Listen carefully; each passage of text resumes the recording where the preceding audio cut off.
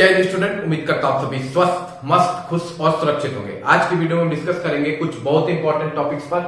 सबसे पहले हम बात करेंगे पेट 2023 वैलिडिटी को लेके।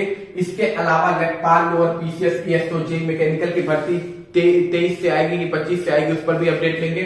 उसके अलावा यूपी SSSC ने क्वालिफिकेशन को लेके कुछ गाइडलाइन जारी की है, उस पर भी हम बात करेंगे।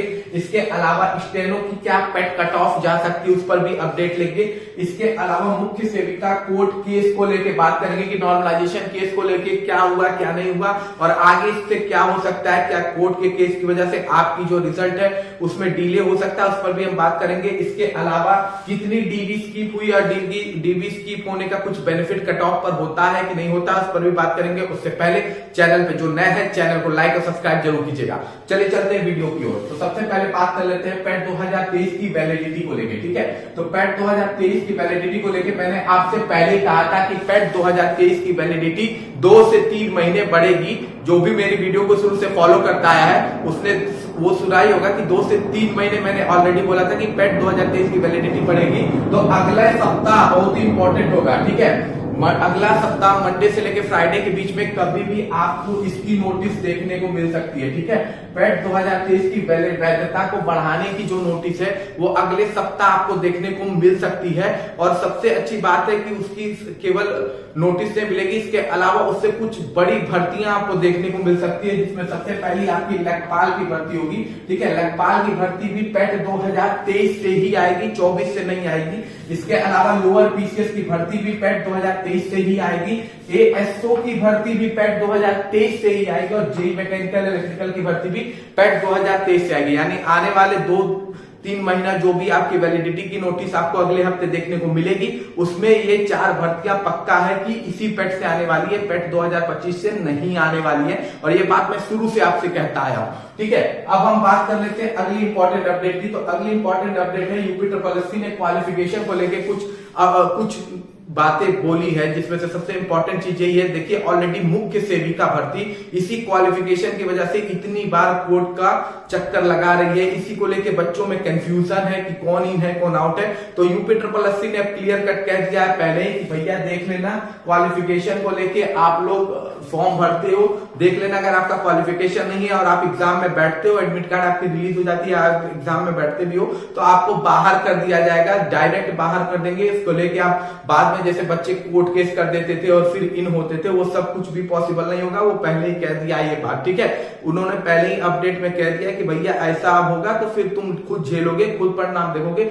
और हो सकता है आपको सजा भी हो सकती है अगर ये चीज रिपीट होती रही तो। ठीक है, तो ये बड़ी इंपॉर्टेंट चीज है, उन्होंने क्लियर कट किया। जो यूपी SSSC को पहले कर देना चाहिए था, वो खैर देरी सही लेकिन सही ट्रैक पर तो आया यूपी SSSC और एक अच्छी चीज है ये। ठीक है, मुख्य सेविका में इसी चीज को लेकर सबसे ज्यादा सवाल है, BSc 2 ईयर और इस चीज को यूपी SSSC ने हो सकता है समझा हो। अब आने वाली सारी भर्तियों में आपको ये चीजें देखने को मिल जाएगी। अब ऐसी दिक्कत आपको नहीं आएगी जो मुख्य सेविका के बच्चे फेस कर रहे हैं। ठीक है, और अब बात कर लेते हैं स्टेनो पेट कट ऑफ को लेकर। ठीक है, तो स्टेनो की जो पेट कट ऑफ है, ये मान के चलिए मुझे जहां तक लगता है लगभग सारे बच्चों को बुला लिया जाएगा। उसका रीजन ये है, देखिए टाइपिंग में बहुत से बच्चे छटते हैं, तो मुझे जहां तक लगता है कि जितने बच्चों ने एप्लीकेशन फॉर्म भरा है वो आपका ऑलरेडी स्टेनो में जाएंगे, सबको बुलाया जाएगा, सबका एग्जाम होगा और सबको बैठाया जाएगा एग्जाम में। तो मुझे नहीं लगता कि ऐसा कुछ होने वाला है किसी कोई पेट कट ऑफ है। फिर भी अगर मान के चलिए, तो अगर आपका रॉ स्कोर 10 है, ठीक है, अगर स्कोर जारी करता है तो 10 के आसपास अगर आपका रॉ स्कोर है तो आप पक्का क्वालिफाइड है। ठीक है, लेकिन मेरे हिसाब से सारे बच्चों को बुलाना चाहिए उन्हें। ठीक है, सारे बच्चों को, क्योंकि देखिए स्टेनो की भर्ती हो गई, जूनियर असिस्टेंट की भर्ती हो गई, तो इसमें थोड़ा टाइपिंग होती है, उसमें बहुत सारे बच्चे छटते हैं। तो इसको देखते हुए लगभग ज्यादा से ज्यादा बच्चे 50 गुना, 56 गुना, कभी कभी 60 गुना बच्चों को बुलाया जाता है। तो स्टेनो में मेरे ख्याल से लगभग सारे बच्चों को बुलाया जाएगा। स्टेनो में आपकी हो सकता है 200-300 सीटें और बढ़ जाए, 1500 के आसपास आपकी सीटें हो जाए, क्योंकि देखिए आयोग के पास कुछ आए हैं सीटों का अध्याचन, तो वो सीट इसमें ऐड कर दी जाएगी। तो लगभग 1500 सीटों पर आपको इसका टोटल नोटिफिकेशन देखने को मिलेगा, मतलब टोटल एग्जाम आपका 1500 सीट पर होने वाला है। इसके अलावा देखिए टेलीग्राम का चैनल लिंक की डिस्क्रिप्शन में, वहां जाके आप लोग टेलीग्राम चैनल को भी फॉलो कर लीजिए, क्योंकि वहां पे आपको तुरंत अपडेट सब कुछ जल्दी जल्दी मिल जाता है, ठीक है। इसके अलावा इंस्टाग्राम का भी लिंक वहां पर है, उसे भी जाके आप लोग फॉलो कर लीजिएगा। अब हम बात कर लेते हैं अगली इंपॉर्टेंट अपडेट की। तो अगली इंपॉर्टेंट अपडेट मुख्य सेविका कोर्ट केस को लेके है। तो देखिए नॉर्मलाइजेशन वाला कोर्ट केस जब पहले दिन हुआ था, मेरी वीडियो जो फॉलो करता है उसको मैंने वो जानता होगा, मैंने पहले दिन ही बोला था कि नॉर्मलाइजेशन कोई मुद्दा नहीं है जिसकी वजह से आपकी भर्ती टलेगी या डिले हो जाएगी, या आपकी भर्ती को कैंसिल करा दिया जाएगा, या आपकी फिर से डीबी कंडक्ट कराई जाएगी।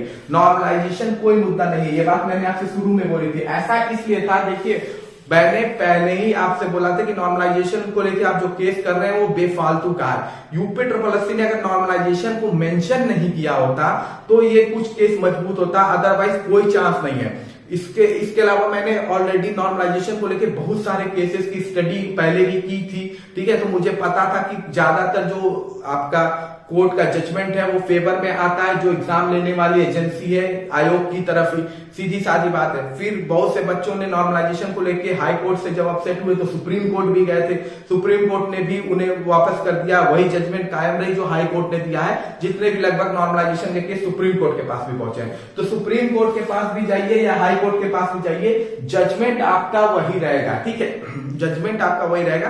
नॉर्मलाइजेशन के जो जजमेंट आएगी नॉर्मलाइजेशन को लेके वो ज्यादातर फेवर में आएगी आयोग के, तो इसको लेके कोई परेशानी नहीं होगी और वो आपको अब धीरे धीरे दिखने लगा होगा। बाकी बात है कि बहुत सारे केसेस इस भर्ती में हो रखे हैं, तो क्या इसकी वजह से आपका रिजल्ट डिले होगा? तो देखिए मैं आपको बता दूं, आयोग जिस दिन डिसाइड करेगा कि भाई साहब हमको इन लोग को ज्वाइनिंग दिलानी है, मुख्य सेविका को इस मंथ में आपकी ज्वाइनिंग होनी है, तो आयोग उससे 7 दिन पहले सारे केसेस को खत्म कर देगा, सारे केस को एक जगह लेके आएगा। देख रहे होंगे आप धीरे धीरे सारे केसेस मर्ज होते जा रहा है। एक बार में आयोग के वकील आएंगे, सारे केसेस को मर्ज का वो रिक्वेस्ट भेजेंगे, सब कुछ मर्ज हो जाएगा। एक दिन सुनवाई होगी, 2 दिन हो जाएगी, हो सकता है 1 से 2 दिन में सुनवाई भी हो जाए और सब कुछ आयोग क्लियर कराता लेके चला जाएगा और आप लोग का रिजल्ट डिक्लेयर करा देगा।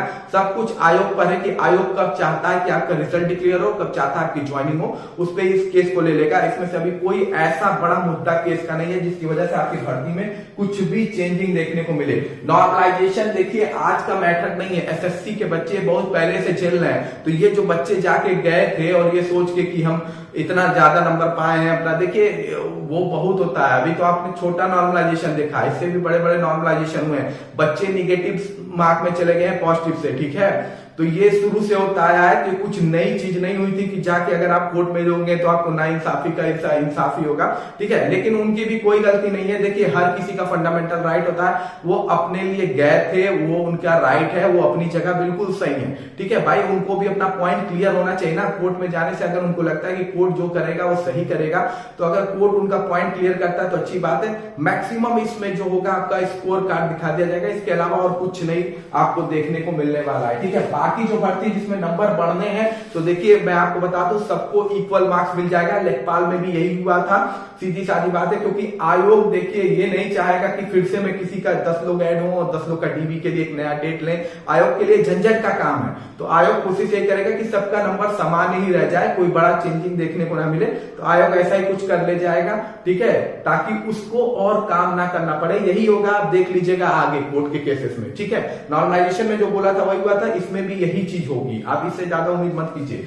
ठीक है। तो आपकी कोई रिजल्ट डिले नहीं होगा। मेरे हिसाब से जो आपका रिजल्ट है फाइनल, वो आपका लगभग डिक्लेयर हो जाना चाहिए। अप्रैल मैक्सिमम खींच ले, वही बड़ी बात है, अप्रैल का 1st-2nd वीक तक खींच ले तो बहुत बड़ी बात है। मई जून नहीं जाएगा मेरे हिसाब से, ठीक है। बाकी डीबी स्किप को लेके बच्चों का क्वेश्चन है कि डीबी स्किप कितनी हुई है, तो देखिए 5% से ज्यादा मुझे नहीं लगता डीबी स्किप हुई है। तो लोगों ने कहा कि अगर डीबी स्किप होती है तो इसका कुछ बेनिफिट कट ऑफ में मिलता है, बिल्कुल मिलता है, वो कंडीशन पर डिपेंड करता है। अगर ऊपर के बच्चे मतलब हाई मार्क्स वाले बच्चे डीबी स्किप कर रहे हैं, ठीक है, रीजन हो सकता है कि उनकी कहीं और जॉब हो, इससे बेटर जॉब हो, वो अपनी जॉब छोड़ के नहीं आना चाहते हो, तो आपके कट ऑफ में फर्क पड़ता है। लेकिन अगर डीबी स्किप नीचे के बच्चे कर रहे हैं कि भाई मैं तो बॉर्डर भी हूं, वैसे ही फाइनल नहीं होना है, मैं क्यों जाऊं वहां डीबी देने, अगर वो बच्चे हैं तो फिर आपके कट ऑफ में कोई फर्क आपको देखने को नहीं मिलने वाला है। ठीक है, तो डीबी स्किप भी डिपेंड करती है कि किस क्वालिटी का बच्चा डीबी स्किप कर रहा है, हाई मार्क्स वाला या लो मार्क्स वाला। हाई मार्क्स वाला करेगा तो कट ऑफ पर असर पड़ेगा, लो मार्क्स वाला करेगा तो कट ऑफ पर कोई खास फर्क नहीं पड़ने वाला है। वैसे भी इसमें तो बहुत ना के बराबर एक डीबी स्किप हुई है। बाकी देखिए, परेशान मत होइए, सब कुछ अच्छा होगा, ज्यादा टेंशन मत लीजिए। बाकी कोई क्वेश्चन है तो कमेंट बॉक्स में पूछिए। मिलते हैं अगली वीडियो में। जय हिंद।